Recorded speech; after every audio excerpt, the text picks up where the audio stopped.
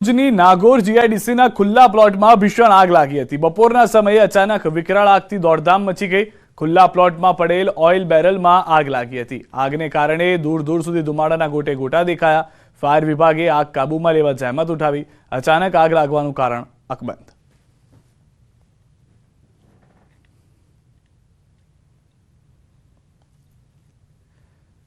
તો હાલના ભીષણ આગના દ્રશ્યો ગુજરાતથી વલસાડ અને કચ્છના આપ જોઈ રહ્યા છો કે જ્યાં આગળ ભીષણ આગ લાગી હતી। બંને તરફ આ ભારે આગને કારણે મોટું નુકસાન થયું છે।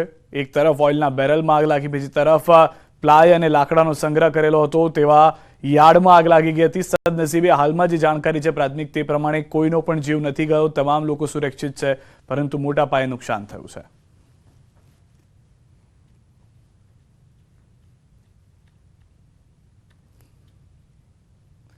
અમદાવાદથી સમાચાર। ફ્રાન્સ કબૂતરબાજી મામલે મોટો ખુલાસો। સીઆઈડી ક્રાઇમની તપાસના 15 એજન્ટોના નામ ખુલ્યા છે। ન્યૂઝ 18 પાસે આવ્યા છે એજન્ટના નામ। માઇકલ, ચંદ્રેશ રેડ્ડી, કિરણ પટેલના નામ આવ્યા છે સામે। અન્ય લોકોના નામ પણ જાહેર કરશે ન્યૂઝ 18 ગુજરાતી।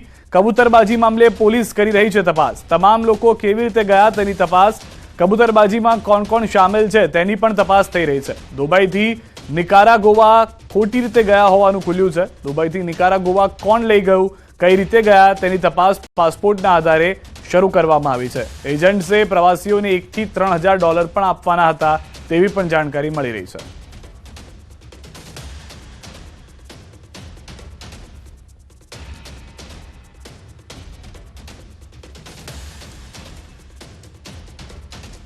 તપાસ કરવામાં આવે છે। આમાં આ લોકોને કેવી રીતે ત્યાં સુધી લઈ જવામાં આવતો હતું, આમાં કોણ કોણ એજન્ટ્સ લોકો એ કામ કરતા હતા, એના માટે કેટલા પ્રમાણમાં કેવી રીતે પૈસા લેવામાં આવતો હતો, એ લોકોની જે દુબઈના વિઝા છે અથવા આગળ જવાની જે કાગળની પ્રક્રિયા છે, ટિકિટ્સ કોણ બનાવતા હતા, એ તમામ પ્રક્રિયા બાબતે ગુજરાત પોલીસે હાલ તપાસ હાથ ધરાયેલી છે। એ તમામ લોકો મોકલવામાં ઘણા બધા મોટા પ્રમાણમાં પૈસાની જરૂરત હોય છે અને આટલું બધું પૈસાનું નેટવર્કિંગ કેવી રીતે થાય છે, એ ટિકિટ જે બનાવેલી છે કેવી રીતે બનાવેલી છે, એ તમામ બાબતે ગુજરાત પોલીસ તરફથી હાથ ધરવામાં આવેલ છે અને અમે અપેક્ષા છે કે આવનાર ટૂંક સમયમાં ગુજરાત પોલીસ આમાં જે પણ લોકો ઇન્વોલ્વ છે તે સુધી પહોંચીને આ જે કેસને એક ભેદ છે એ ઉકેલવામાં સફળતા મેળવશે। સુરતથી સમાચાર। પોલીસ કર્મી પર હુમલા અંગે 22 ટ્રક ડ્રાઈવરની અટકાયત કરાઈ છે। સવારે સુરતમાં ટ્રક ડ્રાઈવરનો વિરોધ હિંસક બન્યો હતો। ડુમ્મસ મગદલ્લા રોડ પર ડ્રાઈવરોએ હલ્લાબોલ કર્યું હતું। ચોંકાવનારી ઘટના બની છે કે ડુમ્મસ રોડ પર કેટલાક ઉશ્કેરાયેલા સિટી બસ ચાલકોએ પીસીઆર વાનમાં રહેલા પોલીસ કર્મી પર હુમલો કરી માર મારતા ખળભળાટ મચી ગયો હતો। હલ્લાબોલ કરી રહેલા ડ્રાઈવરોના ટોળું બેકાબુ બનીને પીસીઆર વાનના પોલીસ કર્મી પર હુમલો કરીને માર માર્યો હતો। આ સમગ્ર હુમલાનો વિડીયો વાયરલ થયો છે। વિડીયોમાં જોઈ શકાય છે કે કેટલાક ઉશ્કેરાયેલા લોકો પોલીસની વાન તરફ આગળ ધસે છે અને ડ્રાઈવરને બહાર કાઢી તેને માર મારવાનું શરૂ કરે છે। પોલીસકર્મી મારથી બચવા ભાગતો ફરે છે, પણ ટોળું પણ તેની પાછળ દોડતું રહે છે।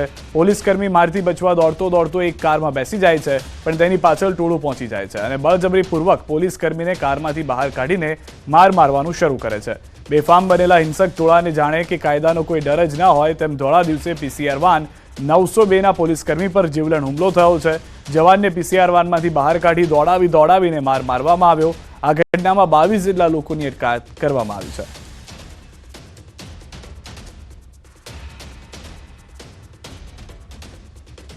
આજે રોજ સવારે જે નવા કાયદો છે એનો વિરોધ કરવા માટે થઈને ડ્રાઈવરોએ ડુમસ રોડ ઉપર ચક્કાજામ કરવા પ્રયત્ન કર્યો હતો।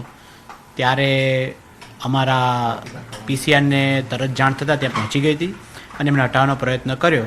ત્યારે ટોળામાંના ડ્રાઈવરોએ અમારા પીસીઆરના જે જવાન છે સુરેશભાઈ એમની સાથે ઢીકાપાટું અને ખેંચાખેંચી કરી। તો એ બાબતે અમે અત્યારે ગુનો રજીસ્ટર કર્યો છે 332, 341, 504 અને રાયોટિંગ 143, 147નો અને ટોટલ 22 આરોપીઓને અત્યારે અમે અટક કરેલી છે। રાજ્ય સહિત સમગ્ર દેશભરમાં અકસ્માતના નવા કાયદાના વિરોધમાં ટ્રક ડ્રાઈવર હડતાલ પર ઉતર્યા છે, જેથી તાપીમાં ટ્રક ડ્રાઈવરોના વિરોધને પગલે વાહન ચાલકોને હાલાકી ભોગવવાનો વારો આવ્યો છે। ટ્રક ડ્રાઈવરે રસ્તા રોકો આંદોલન કર્યું, જેના કારણે પાડોશી રાજ્ય મહારાષ્ટ્રના તમામ પેટ્રોલ પંપ બંધ કરી દેવાયા, જેથી તાપીના નીજર, વેલદા, ઉચ્છલના પેટ્રોલ પંપ પર વાહન ચાલકોની લાંબી કતારો જોવા મળી। હવે સરકાર દ્વારા વહેલી તકે ડ્રાઈવરોની માંગને ધ્યાને લેવાય તેવી લોકોની માંગ ઉઠી છે।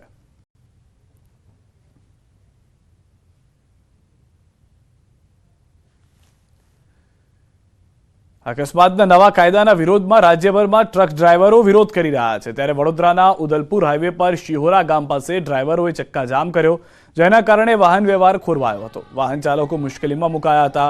ડેસર પોલીસે મધ્યસ્થી કરી વાહન વ્યવહાર પૂર્વવત કર્યો હતો.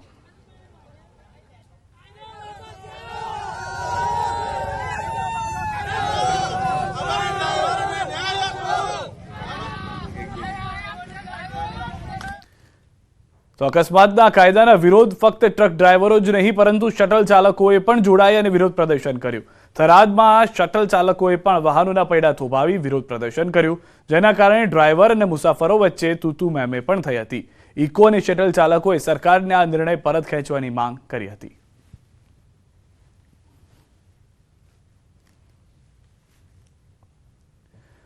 અમદાવાદમાં ડ્રગ્સ કેસમાં સંકળાયેલા 2 શખ્સો ઝડપાયા છે. ક્રાઇમ બ્રાન્ચે એમડી ડ્રગ્સ કેસના 2 વોન્ટેડ ધરપકડ કરી. આરોપી શાહિદ હુસૈન અને સાકિબ ઉર્ફે ચણાની ધરપકડ કરવામાં આવી છે. અગાઉ પણ એક આરોપીની ₹60 લાખના ડ્રગ્સ સાથે ઝડપાયો હોવાની જાણકારી છે. અમદાવાદ ક્રાઇમ બ્રાન્ચ સતત ડ્રગ્સને લઈને એક્શનમાં જોવા મળી રહી છે, ત્યારે ફરી એક વખત આ આરોપીઓને પકડવામાં સફળતા મળી. કેસમાં 2 શખ્સો ઝડપાયા હોવાની જાણકારી છે. ₹60 લાખના ડ્રગ્સ સાથે વ્યક્તિ ઝડપાયા છે.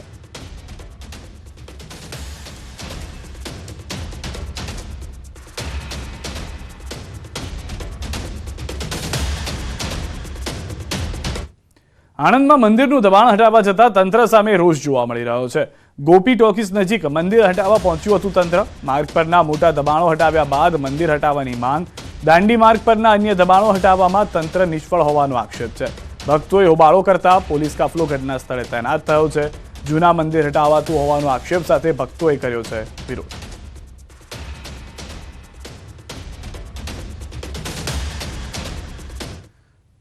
લીઝ ધારકોએ રેતીના ભાવમાં વધારો કરી દેતા સપ્લાય જોવા મળ્યો છે. કોન્ટ્રાક્ટરોમાં રોષનો માહોલ વ્યાપ્યો છે. સપ્લાય કોન્ટ્રાક્ટરોએ હડતાલ પર ઉતરી વિરોધ નોંધાવ્યો છે. પહેલા 1 ટન રેતી કે જેનો ભાવ ₹80 હતો તે હવે 170નો વધારો કરી દેવાયો છે. રાતોરાત ભાવ વધારો કરી દેવાતા સપ્લાયરો અચોક્કસ મુદતની હડતાલ પર ઉતર્યા છે. હડતાલના પગલે સાબરકાંઠા જિલ્લાના 1000થી વધુ ટ્રકના પૈડા થંભી ગયા છે, જેના કારણે મકાનોના કામ, બિલ્ડિંગના કામ તેમજ સરકારી કામોમાં રેતી ન પહોંચતા આ કામો અટકી ગયા છે.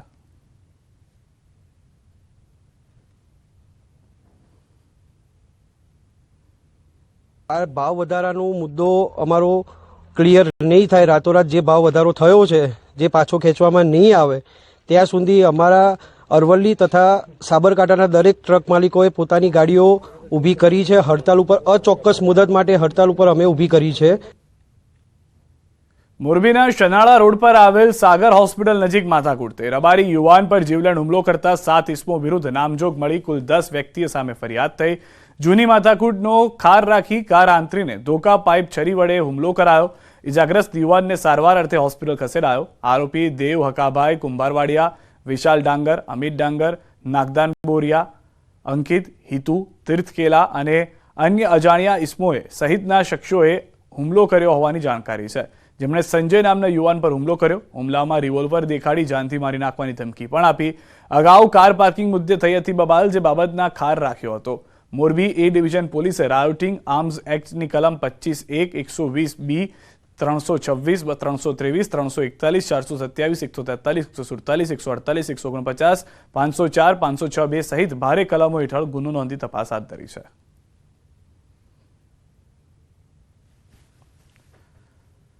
આણંદ પોલીસની કામગીરી સામે સવાલો ઉઠ્યા છે. પોલીસે કોર્ટને ગેરમાર્ગે દોરી સોનું અને રોકડ રકમ સગેવગે કરી હોય તેવા આક્ષેપ સાથે હાઈકોર્ટમાં અરજી દાખલ કરવામાં આવી છે. લાખોની છેતરપિંડી કેસમાં પોલીસે 1 કરોડથી વધુ રોકડ રકમ અને 100 તોલા સોનું ન દર્શાવતા પોલીસ સામે કાર્યવાહી કરવા માટે માંગ ઉઠી છે. હાઈકોર્ટે રાજ્ય પોલીસ વડા સહિત પીઆઈ કેજી ચૌધરી, પીઆઈ જેવી રાઠોડ, પીવાય એમ.આઈ. પ્રજાપતિ ઉપરાંત કોન્સ્ટેબલ એસવી રાઠોડને નોટિસ પાઠવી. મહિલાઓ સાથે છેતરપિંડી કેસમાં સાક્ષીઓની હાજરીમાં પોલીસે મુદ્દામાલ જપ્ત કર્યો હતો. જપ્ત કરેલા મુદ્દામાલને ચાર્જશીટમાં ન બતાવતા હવે તપાસનો ધમધમાટ શરૂ કરવામાં આવ્યો છે.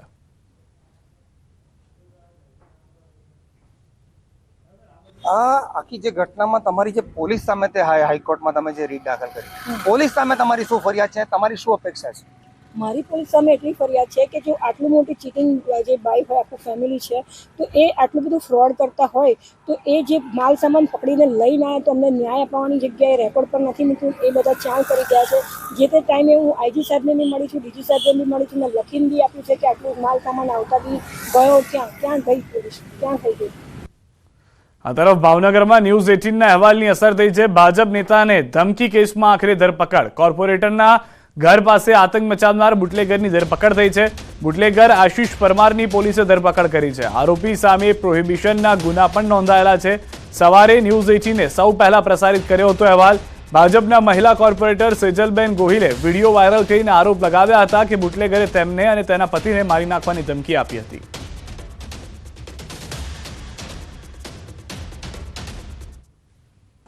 તપાસમાં એ છે કે બંને જે છે એ નજીકમાં જ આ જે છે મિલની ચાલી જે છે તેમાં નજીકમાં જ રહે છે અને રાતના સમયે બંને વચ્ચે બોલાચાલી થયેલી અને બોલાચાલીને અનુસંધાને જ આ ફરિયાદ દાખલ કરવામાં આવેલી છે. એ જે આરોપી વિરુદ્ધ જે છે એ પ્રોહિબિશનના ગુના બોર તળાવ પોલીસ સ્ટેશનમાં દાખલ થયેલા છે. આરોપી વિરુદ્ધ અવારનવાર રેડ કરવામાં બી આવેલ છે. તપાસમાં એ રાજ્યના પડોશમાં આવેલા સંઘ પ્રદેશ દમણમાંથી ગુજરાતમાં દારૂની હેરાફેરી માટે બુટલેગરો નવી તરકીબ અજમાવે છે. બુટલેગરોની વધુ એક તરકીબને વલસાડ જિલ્લા એલસીબીએ ખુલ્લી પાડી છે. વલસાડ નજીક અમદાવાદ મુંબઈ નેશનલ હાઈવે પરથી પોલીસે ઘાસની આડમાં લાખો રૂપિયાના વિદેશી દારૂની હેરાફેરી કરતા એક ટેમ્પોને ઝડપી પાડ્યો. કાર્યવાહીમાં પોલીસે 5 લાખના વિદેશી દારૂ સાથે એક આરોપીની પણ ધરપકડ કરી છે. એલસીબીને બાતમી મળી હતી, જેના આધારે પોલીસની ટીમ વલસાડ નજીક અમદાવાદ મુંબઈ નેશનલ હાઈવે પર વોચમાં હતી. એ દરમિયાન પીરુફળિયા નજીકથી પૂર ઝડપે પસાર થઈ રહેલા એક ટેમ્પાને રોકાયો હતો. અંદર તપાસ કરતા બહારથી જોતા ટેમ્પામાં ઘાસ ભરેલું દેખાયું હતું. આથી કોઈ વાંધાજનક દેખાયું ન હતું, પરંતુ પોલીસને મળેલી પાક્કી બાતમીના આધારે પોલીસે ઘાસના પૂળા હટાવી તપાસ કરતા અંદરથી મોટી માત્રામાં વિદેશી દારૂ જથ્થો મળી આવ્યો. ઘાસની આડમાં અંદાજે 5 લાખની કિંમતની 83 પેટી દારૂનો જથ્થો મળી આવ્યો હતો, જેને કબજે કરી પોલીસે મહારાષ્ટ્રના અરુણ રાવ નામના આરોપી ચાલકની ધરપકડ કરી છે. તેના વિરુદ્ધ કાયદેસરની કાર્યવાહી હાથ ધરી છે. આ તરફ વાંકાનેરના દીગડિયા ગામે દીપડાની દહેશત જોવા મળી રહી છે.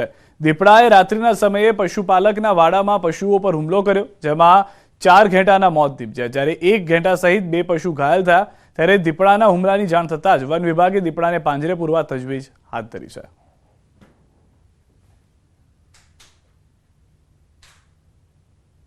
એકાદો દીપડો ના હોય, કારણ કે 4-5 જનાવર માર નાખ્યા. 3 ઘેટા, એક ઘાટું જે અધમું હોય, એક બકરી માર નાખ્યું, એક પાડું, બરોબર. એટલે જોખમ છે ને ફોર્સ આનું તાત્કાલિક પગલાં લે અને જેમ બને એમ પકડે તો સારું. એને જે ખેડૂત માટે મોટો જોખમ છે. 2 ઇજાગ્રસ્ત છે, એક પાડી અને એક ઘેટી મોટી, અને 4 મરી ગયા. 4 મરી ગયા છે. અચ્છા, કેટલા વાગે આ બનાવ બન્યો હશે દાદા? અમે હાજર હતા ને, બરોબર. અમે રાતનો વારો છે, પાવા બી ગયા હતા વાડી. અંબાજીથી સમાચાર. દાતામાં અંતિમ સંસ્કારને લઈને ઉભો થયેલો વિવાદ શમ્યો. વાલ્મીકી સમાજના પ્રશ્નોનો આવ્યો નિકાલ. 2 કલાકના ધરણા બાદ આવ્યો પ્રશ્નનો અંત. ગામમાં અંતિમ સંસ્કાર માટે જગ્યા ન મળતા વિરોધ કર્યો હતો. મૃતદેહ સાથે દાતા મામલતદાર કચેરીએ પહોંચ્યા હતા. લેખિતમાં ખાતર બાદ મૃતદેહની અંતિમ વિધિ કરાઈ. એક વ્યક્તિનું થયું હતું આકસ્મિક નિધન.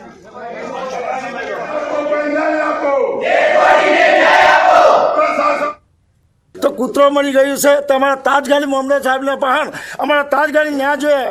આ ના નહીં મળે ત્યાં તો અમે બોડી નહીં ઉતારીએ, લઈ જાય, અને આ ના નહીં મળે ત્યાં તો અમે ભૂખું અત્યારે પણ ઉતારવાના છીએ. આજ રોજ અમે વાલ્મીકી સમાજના અમારા ભાઈની ડેડ બોડી અહીંયા મામલતદાર કચેરીએ લઈને આવ્યા છીએ, અને જ્યાં સુધી દાંતા તાલુકાના અંદર આવા બીજા કેટલા ગામ છે એની પણ તપાસ થવી જોઈએ.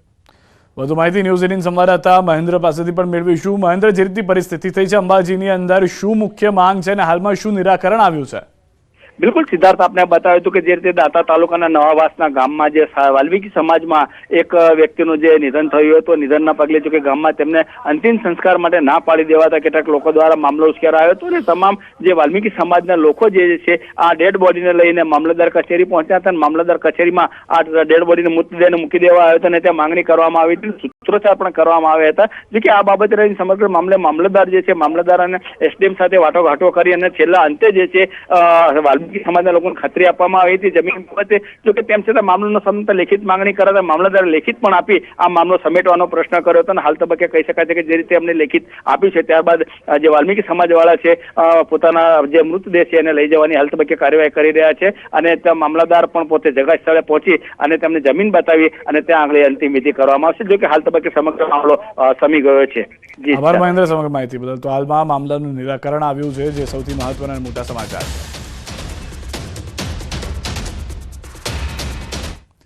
સમાચારોમાં હાલ રોકાઈશું એક વિરામ માટે. આપ જોડાયેલા રહો ગુજરાતની number 1 news channel news 18 Gujarati સાથે.